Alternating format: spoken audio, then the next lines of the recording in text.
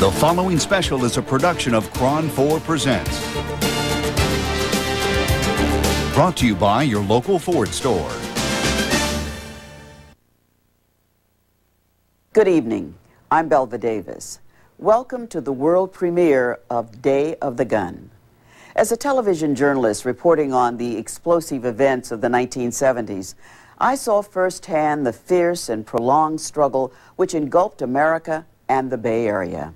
I covered the free speech movement in Berkeley, the emergence of the Black Panther Party, the anger, protest, and riots of the anti-war movement. Those were dangerous and fearful times. One of the most brutal moments occurred at San Quentin Prison in August of 1971, when inmate, revolutionary George Jackson obtained a gun behind prison walls. The consequences were deadly. To this day, it remains a story filled with mystery and suspicion.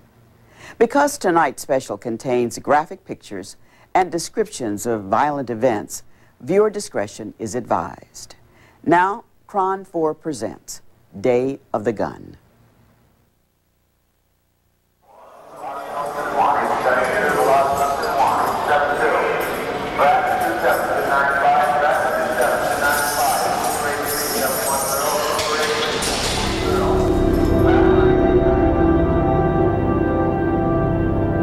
In spite of all, I am human and have done things that require forgiveness from others.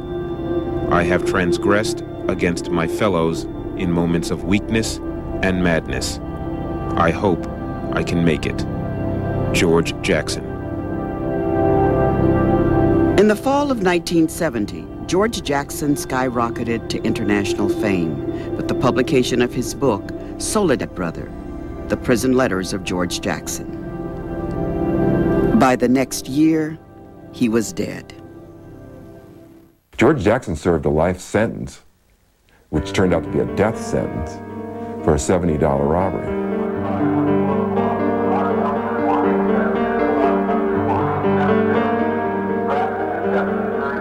The story of George Jackson is a story of the dark side of America.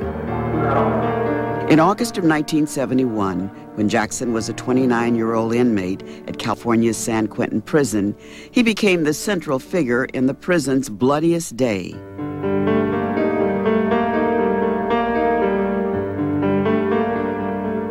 Jackson obtained a gun, and in less than 30 minutes, a murderous rampage turned the adjustment center into a slaughterhouse.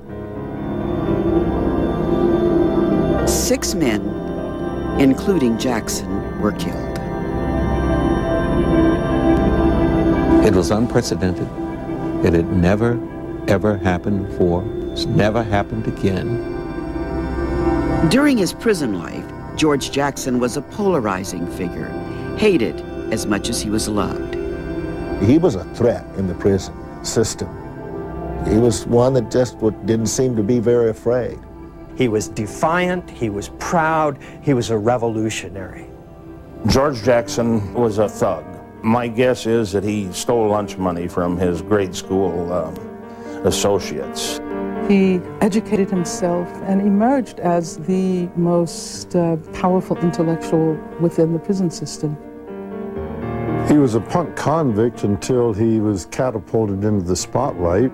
Once in the limelight, I think he rose above punk convict, but I think he never rose above opportunist. In the end, when George Jackson's cause had been lost and the cult of hero worship continued,